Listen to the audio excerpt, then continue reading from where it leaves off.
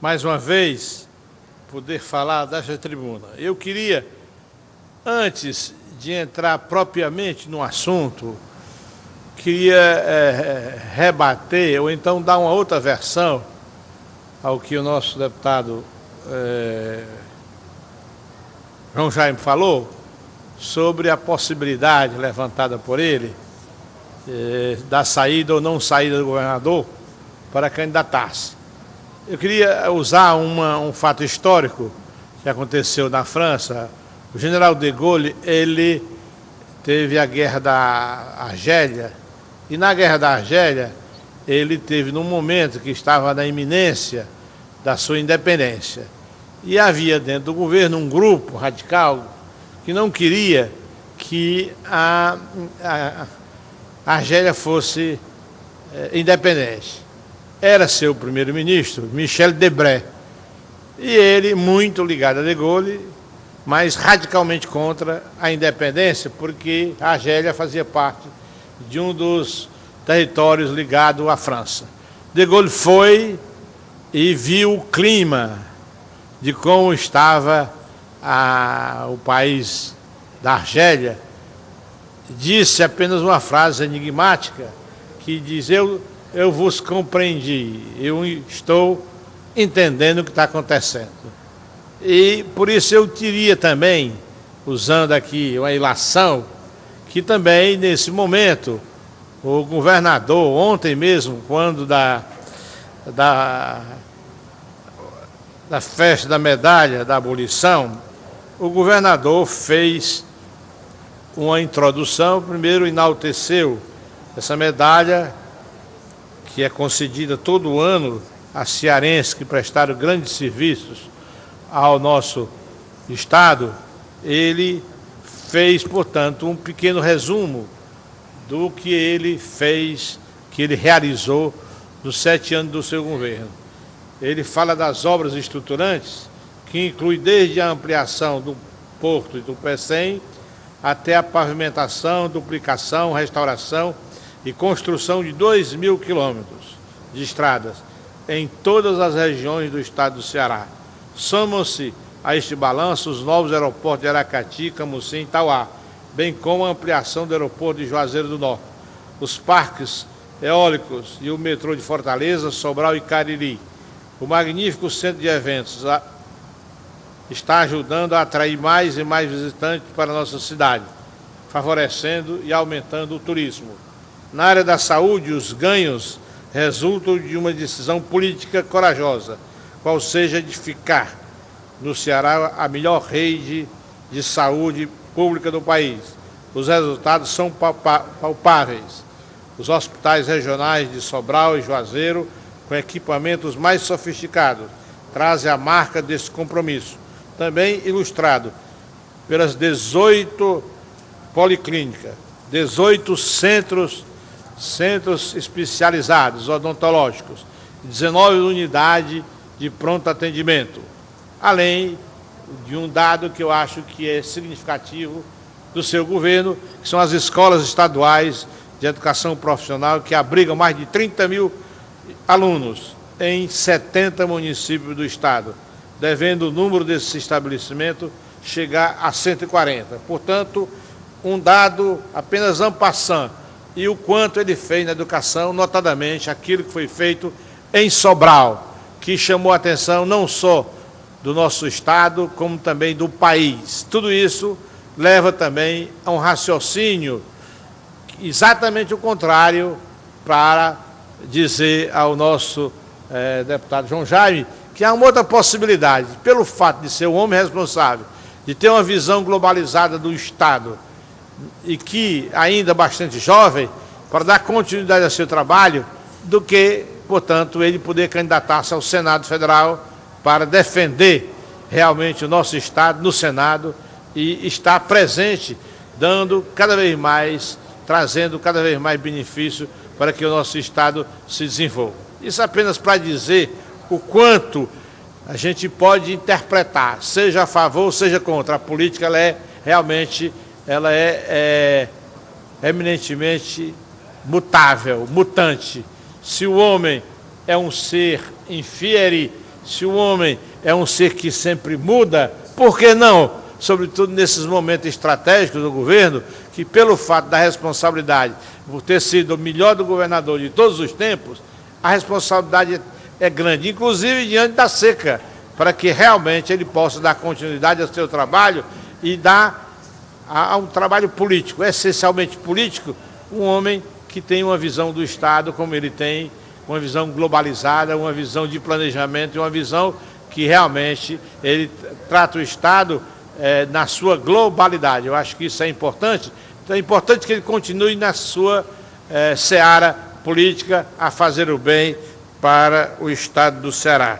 Queria, portanto, dando continuidade, feito esse prelúdio, eu queria realmente dizer que ontem, quando o Ceará comemorou 130 anos da libertação dos escravos, o governador Cid Gomes concedeu a maior comenda do Estado a 3 grandes personalidades cearenses: o chanceler Ayrton Queiroz, o artista plástico Sérvulo Esmeraldo e o jornalista Demócrito Duma in memoriam, por ter sido a primeira província brasileira a extinguir o sistema escravista em seu território em 1884, 4 anos antes da Lei Áurea de 1888, o Ceará ficou conhecido como Terra da Luz, título dado por José do Patrocínio, um dos maiores abolicionistas brasileiros.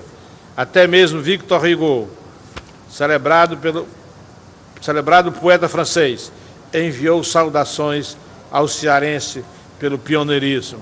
O ímpeto libertário cearense está simbolizado no nome do Palácio do Governo e da sua maior comenda, a Medalha da Abolição, outorgada a grandes beneméritos como a estes 3 expoentes empreendedores que orbitam no universo da arte, da cultura e da educação.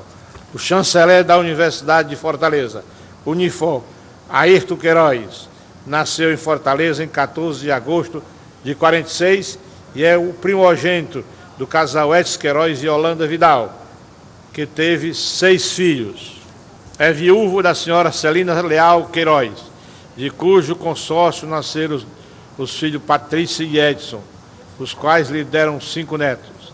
Fluente em inglês e francês, é graduado em Ciências Econômicas, tendo iniciado o curso na Universidade Presbiteriana Mackenzie, em São Paulo, e concluído o bacharelado na Universidade Federal do Ceará em 1970. Ainda cursando a Faculdade de Economia, começou a trabalhar nas empresas do pai, que ele ministrou treinamento e orientação profissional.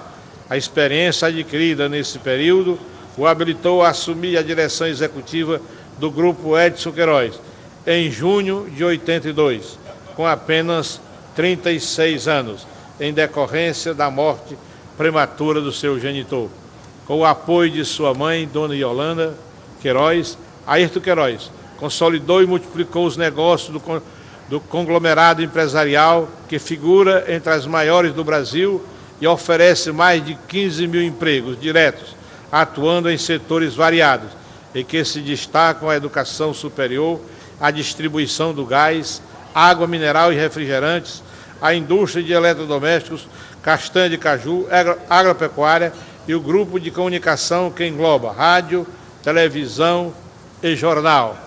Em junho de 1882, assumiu o cargo de chanceler da Unifor e a presidência da Fundação Edson Queiroz, entidade privada sem fim lucrativo e mantenedora da Unifor, criada por seu pai no ano de 73. Aqui realmente eu queria me referir com uma grande obra deixada pelo seu pai, e ele vem aperfeiçoando à frente da Unifor, uma das primeiras universidades do país na área privada, e eu que tive a felicidade de ter acompanhado desde o nascedouro, quando o doutor Edson mandou o seu projeto para o Ministério, acompanhando para e passo, juntamente com seus reitores, e vendo o engrandecimento dessa grande universidade. E depois, como reitor da UVA, pude manter o intercâmbio, chegando até com a permissão do bispo de Sobral, trazer para a Unifor a apresentação do Museu Dom José, que foi realmente um belo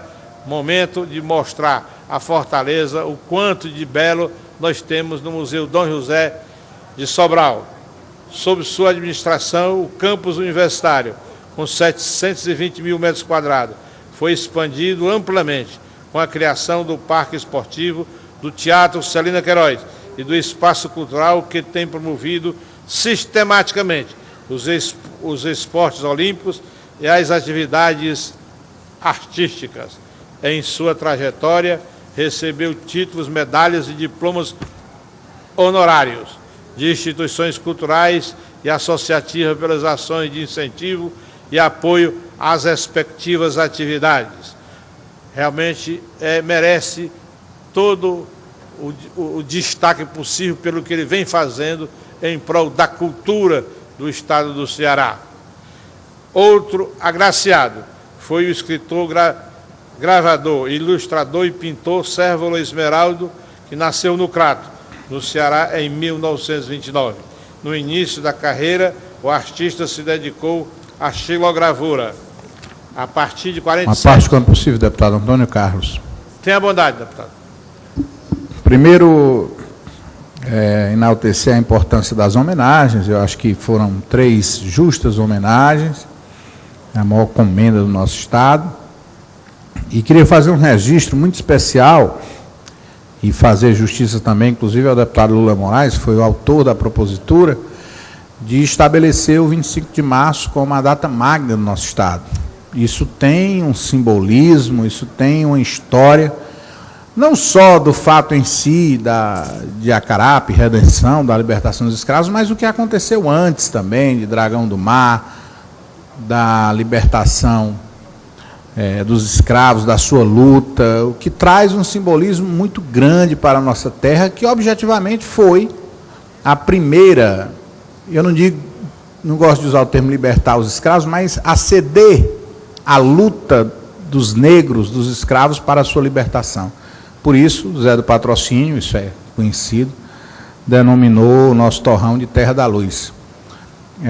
E o fato de termos essa data como a data magna e, por via de consequência, um feriado, onde essas personalidades já eram homenageadas, né, com a medalha, essa comenda maior do nosso Estado, nos traz para gerações futuras, as atuais, porque não era. Esse foi o 3º ano de data magna do 25 de março e o 3º ano de feriado.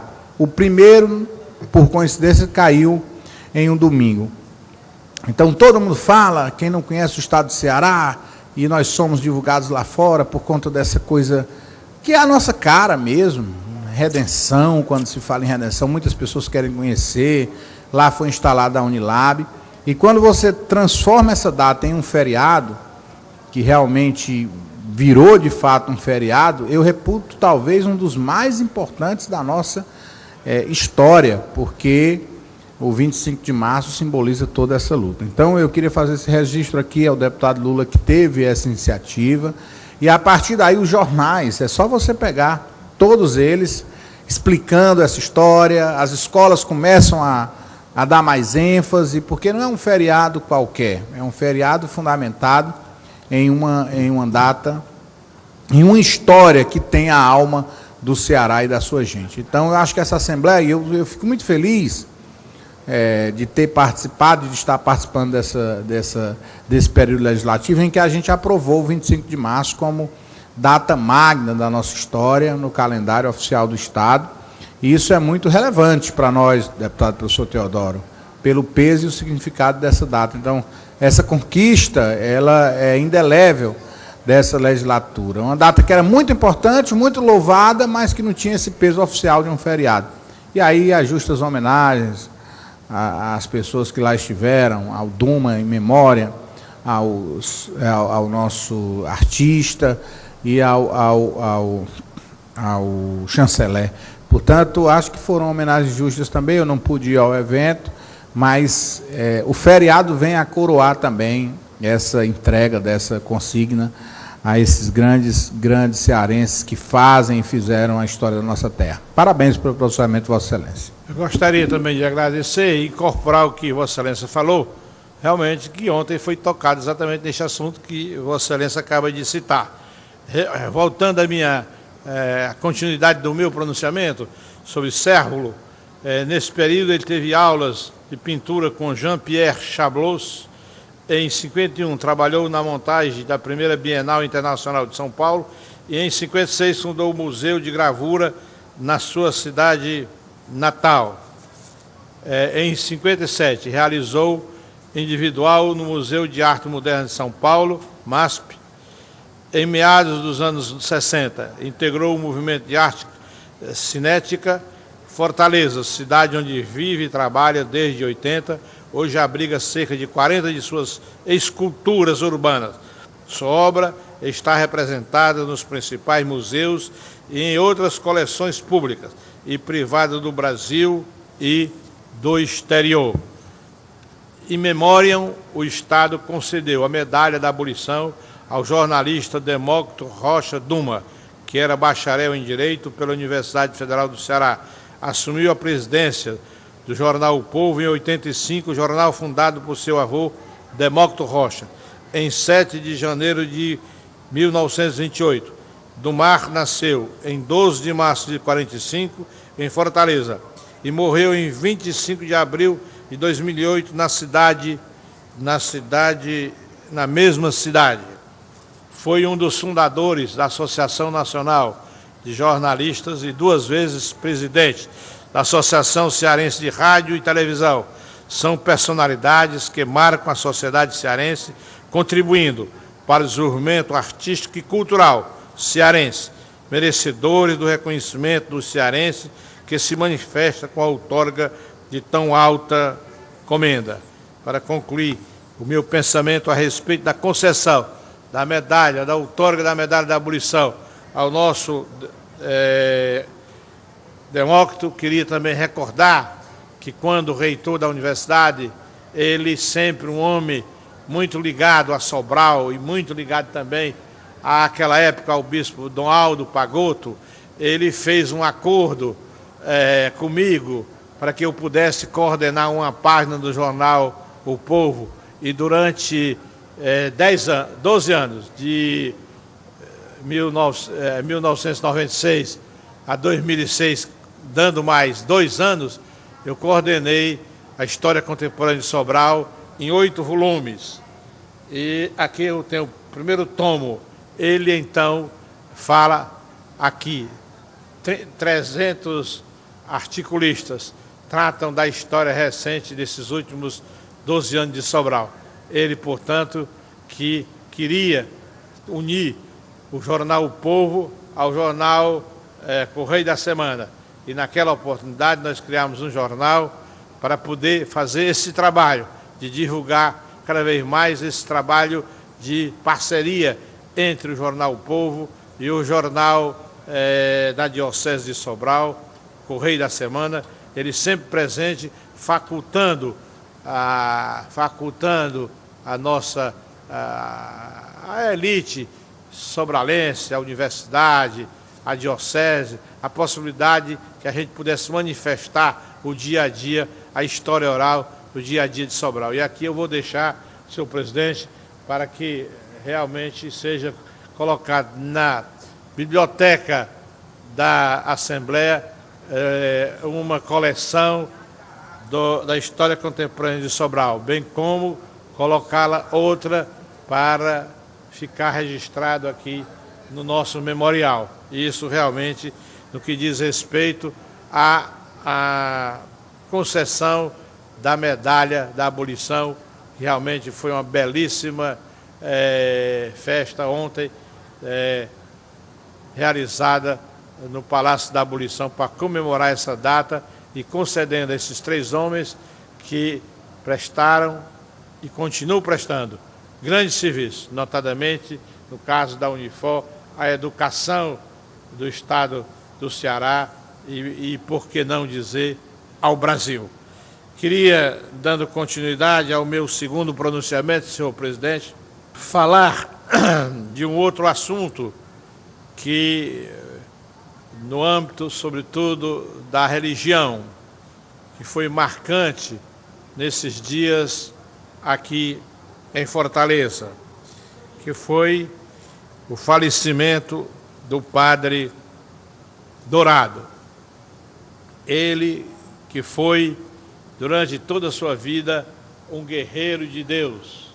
A Igreja do Ceará perdeu neste fim de semana um dos seus mais ilustres membros, o Padre Joaquim Colasso Dourado, vigário da paróquia de Nossa Senhora de Lourdes, do bairro do mesmo nome, que até pouco tempo era conhecido como Dunas.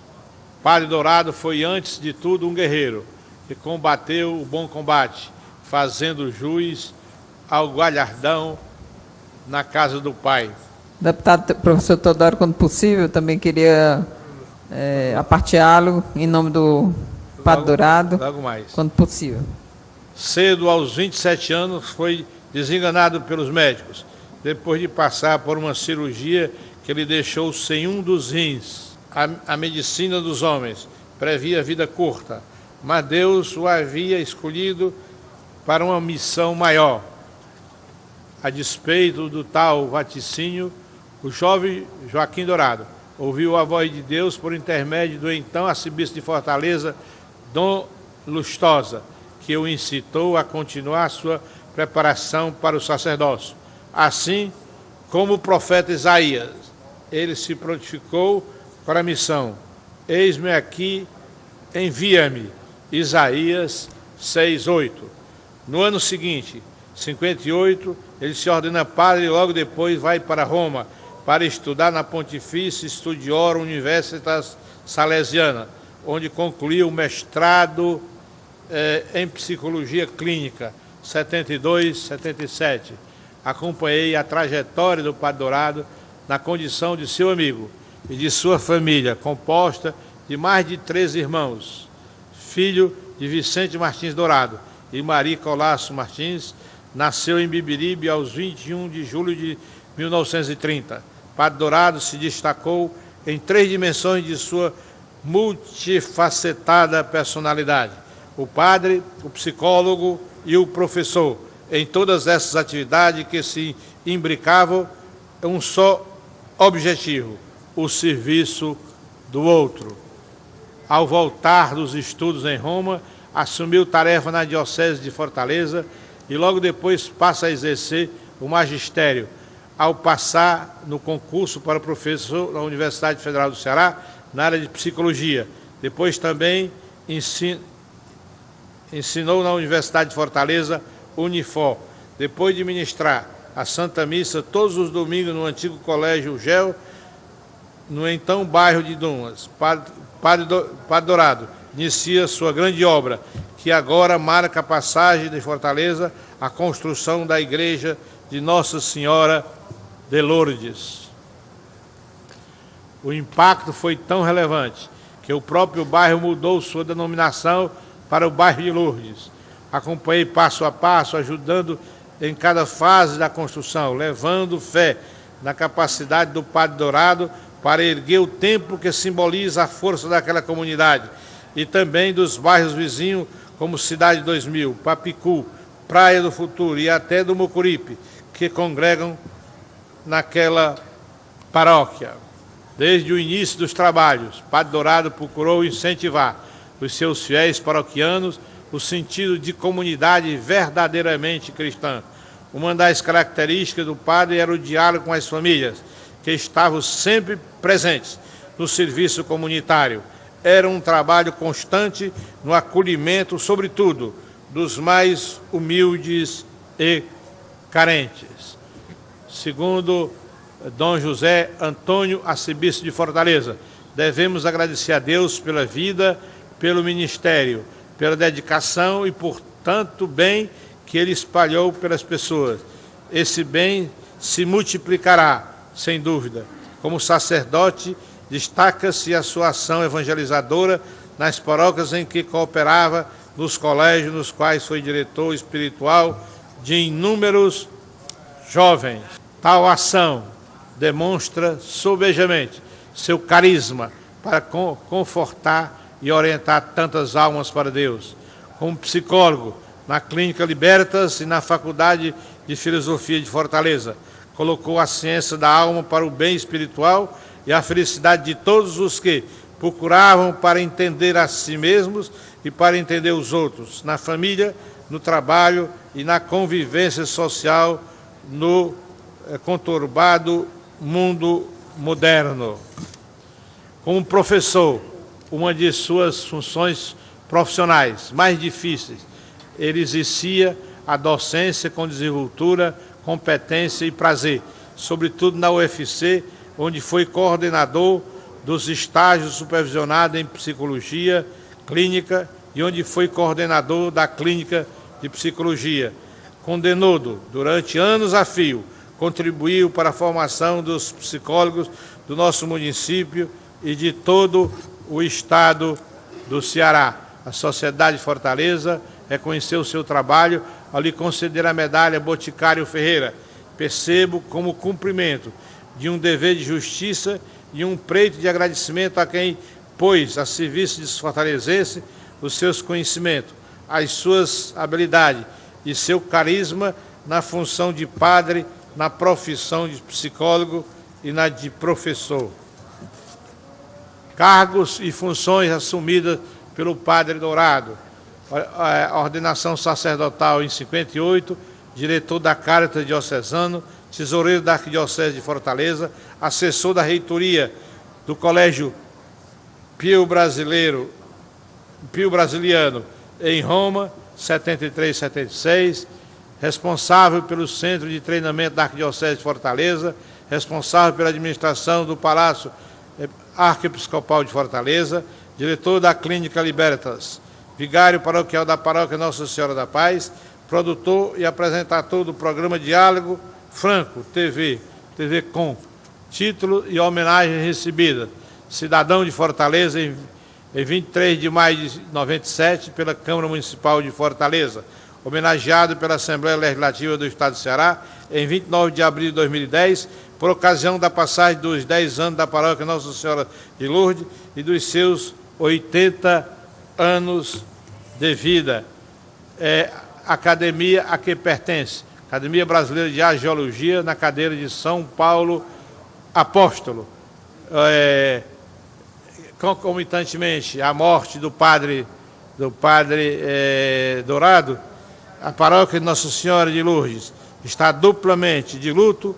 Antes da partida do nosso querido padre Dourado, sofreu com a morte prematura daquele que era o administrador e ajudante do titular, o padre Verlém Arcanjo de Oliveira Campos, no último dia 7 de março. Portanto, uma dupla perda para a nossa paróquia de Lourdes. Padre Arcanjo, que tinha 37 anos, participava de alguma atividade na Assembleia Legislativa na qualidade de colaborador e participante ativo da Subcomissão em Defesa da Família, assim como o padre Dourado.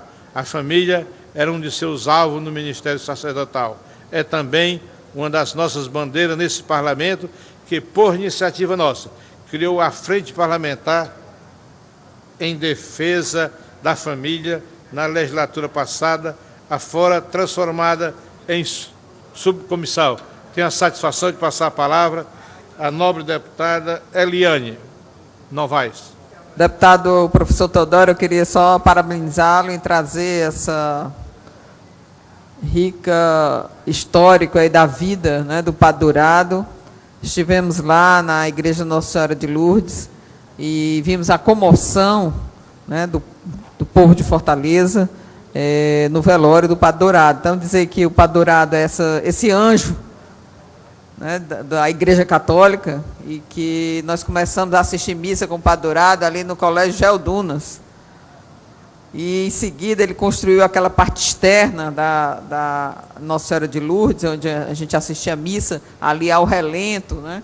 E, em seguida, há 15 anos, ele construiu a Igreja Nossa Senhora de Lourdes. Então, dizer que, quando vereadora, nós denominamos ali aquele bairro que estava sem nome de Nossa Senhora de Lourdes, e em homenagem a esse trabalho tão especial do Padre Dourado, que é nascido aqui em Beberibe, nosso litoral leste, e essa pessoa tão querida que se dedicou tanto à Igreja Católica. Então, deixar a nossa homenagem, né, nós deputados, o senhor traz essa rica homenagem a ele, e nós queremos estender a todos os deputados e a todas as deputadas que, para além daqueles que frequentavam a Igreja Nossa Senhora de Lourdes, mas pelo o que ele representava aqui na nossa Igreja Católica. Então, abraço à família do Padre Dourado, né, o doutor Nilo Dourado, o Pedro Colasso, e são tantos irmãos que ele tem, e que tinham como Padre Dourado essa pessoa tão especial. Obrigada aí pela parte. Muito obrigado, eu incorporo o seu pronunciamento ao meu, e ao tempo que encerro o meu pronunciamento, eu queria, na pessoa do professor Antônio Colasso Martins, ex-reitor da UVA, deixar aqui minhas condolências, e que ele me represente junto à sua grandiosa família, aos seus irmãos, que realmente, nesse momento, passaram por momentos difíceis, mas, como se diz, ele saiu da terra para ter um lugar garantido no céu. Muito obrigado, senhor presidente.